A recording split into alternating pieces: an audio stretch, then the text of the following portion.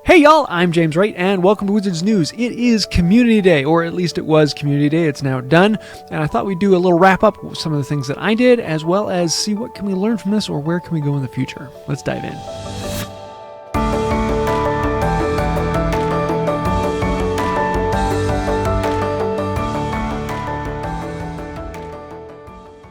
So I got a bit of a story. I was driving yesterday and I was planning on going to a wedding, but that didn't happen because I had a flat tire and was stuck alongside the road for a while, and needless to say, I got back really late, and then I had to get up really early because I had to get a run in. I went for a run and then realized after looking at my phone that Community Day started early, so I scrambled, quit the run.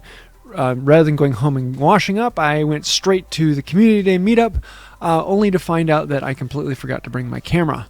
So there's something about Wizards News videos and not having footage from Community Days. Sorry about that.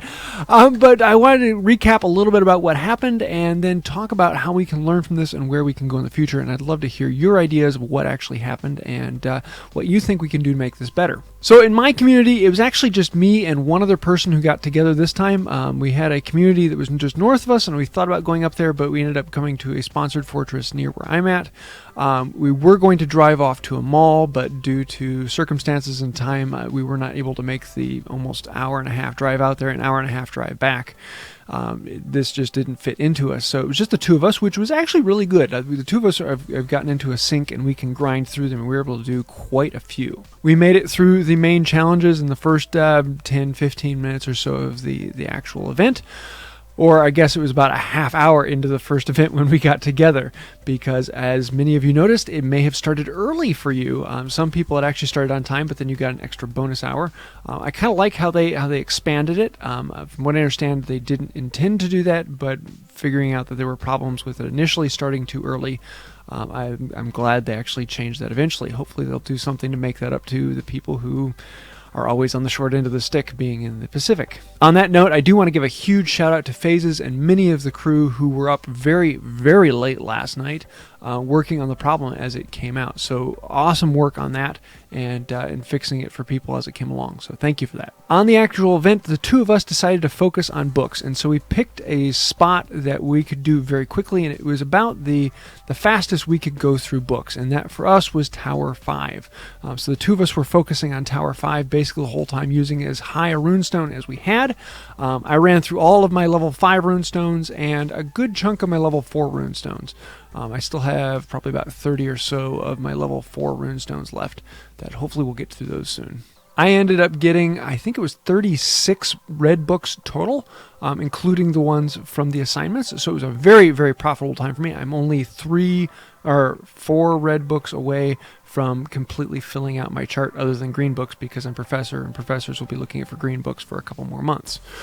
So yeah, it was a very good event. In our area, the temperature was right about freezing and raining, so going outside was not really an option. And there really weren't any indoor fortresses around, which would be a fantastic idea if you do own a restaurant.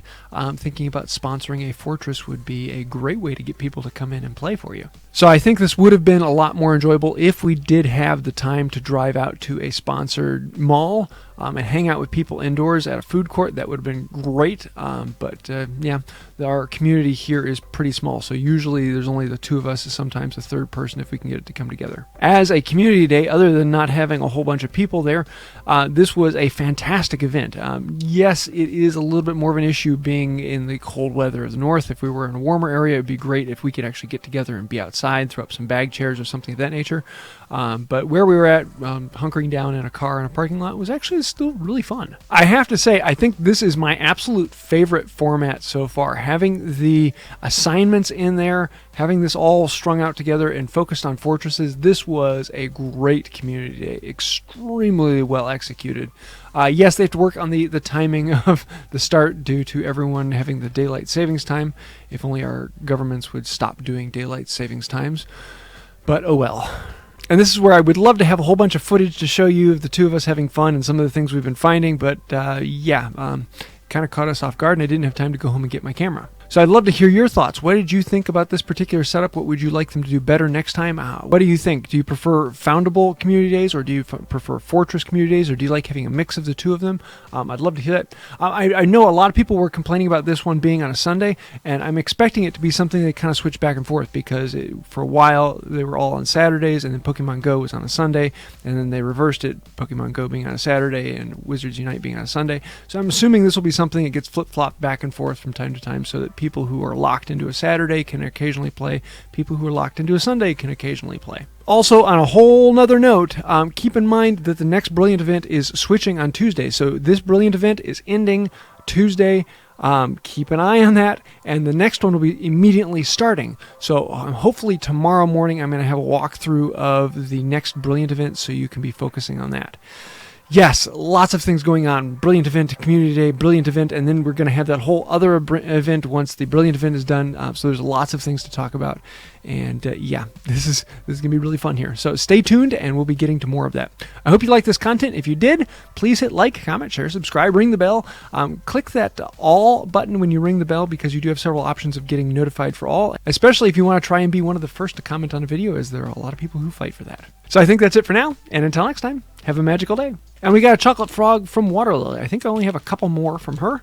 And so let's see who we have inside. Today we've got, Albus